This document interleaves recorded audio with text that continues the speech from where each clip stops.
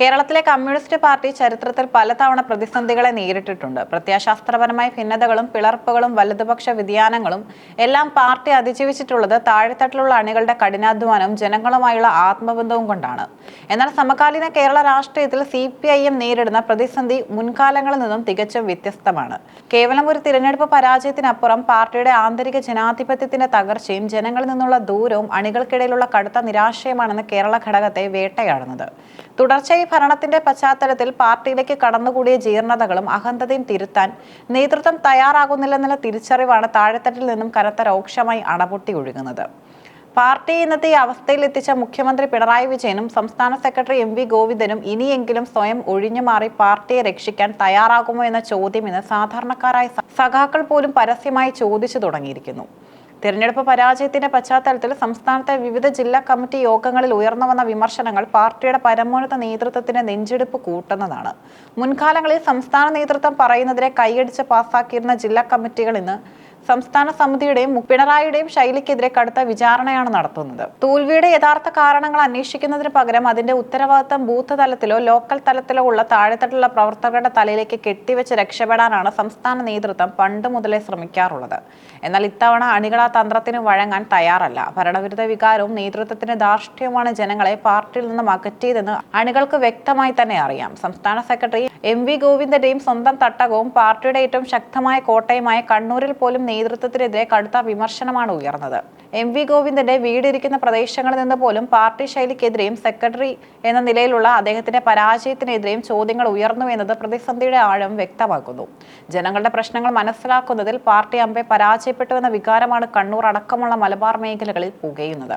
കഴിഞ്ഞ നിയമസഭാ തിരഞ്ഞെടുപ്പ് കാലത്ത് പിണറായി വിജയനെ ക്യാപ്റ്റൻ എന്ന് വിശേഷിപ്പിച്ച PR ഏജൻസികളുടെ സഹായത്തോടെ വലിയ രീതിയിലുള്ള വ്യക്തിപൂജയാണ് പാർട്ടി നടത്തിയത്. വിജയങ്ങളുടെ ക്രെഡിറ്റ് മുഴുവൻ ഒരു വ്യക്തിയിലേക്ക് ചുരുക്കിയപ്പോൾ കമ്മ്യൂണിസ്റ്റ് പാർട്ടിയുടെ കൂട്ടായ്മ എന്ന സങ്കല്പമാണ് തകർന്നത്. തിരഞ്ഞെടുപ്പ് ദുരന്തത്തിന് ശേഷം ജനങ്ങളെയോ മാധ്യമങ്ങളെയോ ഫലപ്രദമായി അഭിമുഖീകരിക്കാൻ പിണറായി വിജയൻ തയ്യാറായിരുന്നില്ല. പാർട്ടിയുടെ പ്രതിരോധ നിരയെ ഇത് പൂർണ്ണമായും തളർത്തിക്കഴിഞ്ഞു.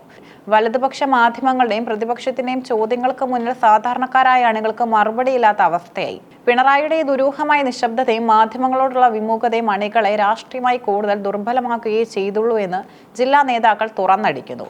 പിണറായി വിജയന്റെ അപ്രമാദിത്വത്തിന് പാർട്ടിക്കുള്ളിൽ ഉണ്ടായ വിള്ളലിന്റെ ഏറ്റവും വലിയ തെളിവായിരുന്നു അദ്ദേഹത്തെ വീണ്ടും പ്രതിപക്ഷ നേതാവായി തിരഞ്ഞെടുത്ത സംഭവം. പാർട്ടി പോളിറ്റ് ബ്യൂറോ യോഗത്തിൽ ഏകകണ്ഠമായല്ല മറിച്ച് വോട്ടിട്ടാണ് പിണറായിയെ പ്രതിപക്ഷ നേതാവായി നിശ്ചയിച്ചതെന്ന വാർത്ത പുറത്തു വന്നതോടെ അണികളുടെ അമർഷം ഇരട്ടിച്ചു. കേന്ദ്ര നേതൃത്വത്തിൽ പോലും പിണറായിയുടെ ചോദ്യം ചെയ്യപ്പെടാത്ത അധികാരത്തിനെതിരെ ശക്തമായ വിയോജിപ്പുകൾ നിലനിൽക്കുന്നുണ്ടെന്ന സൂചനയാണിത് നൽകുന്നത്. സംസ്ഥാന സെക്രട്ടറി എന്ന നിലയിൽ പാർട്ടിക്ക് കൃത്യമായ ദിശാബോധം നൽകാൻ MV ഗോവിന്ദന് കഴിഞ്ഞിട്ടില്ലെന്നാണ് പൊതുവായ വിലയിരുത്തൽ. കോടിയേരി ബാലകൃഷ്ണന്റെ വിയോഗത്തിന് ശേഷം പാർട്ടിയെ നയിക്കാൻ ചുമതലയേറ്റ ഗോവിന്ദൻ അണികളെ ചേർത്ത് നിർത്തുന്നതിനേക്കാൾ പാർട്ടിയുടെ ആധിപത്യം നിലനിർത്താനാണ് ശ്രമിച്ചത്. പാർട്ടിയുടെ ആദർശങ്ങളെക്കാൾ സ്വന്തം ഭാര്യയെ സ്ഥാനാർത്ഥിയാക്കി ജയിപ്പിച്ചെടുക്കാനുള്ള തന്ത്രപ്പാടിലായിരുന്നു സംസ്ഥാന സെക്രട്ടറി എന്ന വിമർശനം അണികൾക്കിടയിൽ കനത്ത പരിക്കാണ് ഉണ്ടാക്കിയിരിക്കുന്നത്. പാർട്ടിയെ നയിക്കേണ്ട ഉന്നത നേതാവ് സ്വന്തം കുടുംബ രാഷ്ട്രീയത്തിന് മുൻഗണന നൽകിയപ്പോൾ സംഘടനയുടെ അടിത്തറയാണ് ഇളകിയതെന്ന ആക്ഷേപം ഗോവിന്ദന്റെ രാഷ്ട്രീയ പ്രതിച്ഛായയ്ക്ക് വലിയ മങ്ങലേൽപ്പിച്ചു. സാധാരണ സഖാക്കൾ ജീവൻ നൽകി സംരക്ഷിക്കുന്ന പാർട്ടിയിൽ ഉന്നത നേതാക്കൾ സ്വന്തം കുടുംബാംഗങ്ങൾക്ക് പദവി ഉറപ്പാക്കാൻ ശ്രമിക്കുന്നത് താഴെത്തട്ടിൽ വലിയ നിരാശയ്ക്ക് കാരണമായിട്ടുണ്ട്. പാർട്ടി ദുർബലമാകുന്നത് കൃത്യസമയത്ത് തിരിച്ചറിയാൻ കഴിയാത്ത വിധം സംസ്ഥാന സെക്രട്ടേറിയറ്റ് പൂർണ്ണമായി മരവിച്ചു പോയ അവസ്ഥയിലാണ്. വ്യക്തിപൂജയിലും അധികാര കേന്ദ്രീകരണത്തിനും മങ്ങിപ്പോയ സെക്രട്ടേറിയറ്റിലെ അംഗങ്ങൾ ജനകീയ വികാരം ഒട്ടും ഉൾക്കൊണ്ടില്ല. പ്രായപരിധിയുടെയും ടൈം വ്യവസ്ഥയുടെയും പേര് പറഞ്ഞ് ജനപ്രിയവും കഴിവുള്ളവരുമായ നേതാക്കളെ പാർലമെന്റ് രംഗത്തു നിന്നും സംഘടനയിൽ നിന്നും വ്യവസ്ഥാപിതമായി പുറത്തു നിർത്തിയത് പാർട്ടിയുടെ ജനകീയ അടിത്തറ തകർക്കാൻ മാത്രമേ ഉപകരിച്ചുള്ളൂവെന്നും യോഗങ്ങൾ വിലയിരുത്തുന്നു. ജനങ്ങളുമായി നേരിട്ട് ബന്ധമുള്ള ജനകീയരായ നേതാക്കളെ വെട്ടിനിർത്താൻ നേതൃത്വം ഈ വ്യവസ്ഥകളെ ഒരു ആയുധമായി ഉപയോഗിച്ചു. പകരം വന്ന പലരും ജനങ്ങളുമായി യാതൊരു ബന്ധവുമില്ലാതെ കേവലം വിധേയത്വം മാത്രം യോഗ്യതയുള്ള നേതാക്കളായിരുന്നു. ഇത് പാർട്ടിയുടെ ജനകീയ മുഖം നഷ്ടപ്പെടുത്തി എന്ന് മാത്രമല്ല ജനങ്ങൾക്ക് ഭരണാധികാരികളോട് നേരിട്ട് കാര്യങ്ങൾ പറയാൻ കഴിയാത്ത അവസ്ഥയും സംജാതമാക്കി.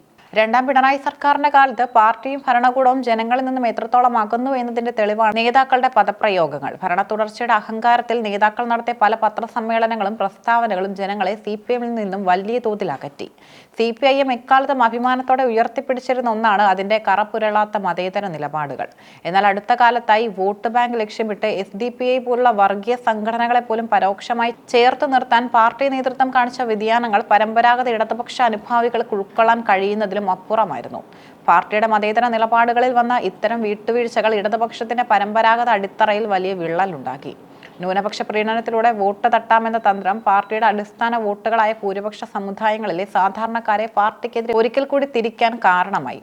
പ്രത്യയശാസ്ത്രപരമായി ഈ അപജയത്തിന് മറുപടി നൽകേണ്ടത് നേതൃത്വ മാറ്റത്തിലൂടെ മാത്രമാണെന്ന് അണികൾ ഉറച്ചു വിശ്വസിക്കുന്നു. ജില്ലാ കമ്മിറ്റികളിൽ പിണറായിക്കെതിരെയും ഗോവിന്ദനെതിരെയും കനത്ത രോക്ഷം അണപൊട്ടി ഒഴുകുമ്പോഴും സംസ്ഥാന സമിതിയിലേക്ക് എത്തുമ്പോൾ ഈ വിമർശനങ്ങളുടെ മൂർച്ച കുറയുന്നു എന്നത് പാർട്ടിയുടെ ഇന്നത്തെ ഏറ്റവും വലിയ വിരോധാഭാസമാണ്. സംസ്ഥാന സമിതിയിലെ പ്രമുഖ നേതാക്കളും പിണറായി വിജയനെ നേരിട്ട് പോലും ചോദ്യം ചെയ്യാൻ ഭയപ്പെടുന്നു. മന്ത്രിസ്ഥാനങ്ങളും മറ്റു പദവികളും നഷ്ടപ്പെടുമെന്ന ഭയത്താൽ മുതിർന്ന നേതാക്കൾ പോലും മൗനം പാലിക്കുകയാണ്. ഭയത്തിന്റെയും വിധേയത്വത്തിന്റെയും ഈ അന്തരീക്ഷം കാരണം ഉന്നതതലത്തിൽ തിരുത്തൽ പ്രക്രിയകൾ പൂർണ്ണമായും നിശ്ചലമാണ്.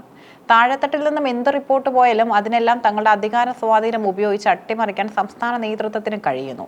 ജൂൺ ആദ്യവാരം ചേരുന്ന സംസ്ഥാന കമ്മിറ്റി യോഗത്തിൽ ഈ ജില്ലാ റിപ്പോർട്ടുകൾ ക്രോഡീകരിച്ച് വെക്കുമെങ്കിലും അത് നേതൃത്വത്തിന് കണ്ണ് തുറപ്പിക്കുമോ എന്നത് കണ്ടറിയണം. മാറ്റങ്ങൾക്ക് തയ്യാറാകാതെ പിണറായി ഗോവിന്ദനും ഇനിയും നേതൃത്വത്തിൽ തുടർന്നാൽ അത് CPM-നെ ബംഗാളിലെയും ത്രിപുരയിലെയും പോലെ കൂടുതൽ വലിയ രാഷ്ട്രീയ പതനത്തിലേക്കായിരിക്കും നയിക്കുക എന്ന മുന്നറിയിപ്പാണ് അണികൾ ഒരേ സ്വരത്തിൽ നൽകുന്നത്. പാർട്ടി എന്നാൽ നേതാക്കൾ മാത്രമല്ല, അതിന്റെ ചോരയും നീരുമായ അണികളാണെന്ന് മനസ്സിലാക്കി ഇനിയെങ്കിലും തിരുത്തലുകൾക്ക് നേതൃത്വം തയ്യാറാകണം. അല്ലാത്തപക്ഷം കേരളത്തിലെ കമ്മ്യൂണിസ്റ്റ് പ്രസ്ഥാനത്തിന്റെ തകർച്ചയുടെ ചരിത്രമാകും വരും നാളുകളിൽ എഴുതപ്പെടുക. നേതൃത്വ മാറ്റം എന്നത് കേവലം ഒരു വ്യക്തിയെ മാറ്റലല്ല, മറിച്ച് കമ്മ്യൂണിസ്റ്റ് പാർട്ടിയുടെ നഷ്ടപ്പെട്ടുപോയ ജനകീയ ശൈലിയും ആന്തരിക ജനാധിപത്യവും തിരിച്ചുപിടിക്കലാണ്.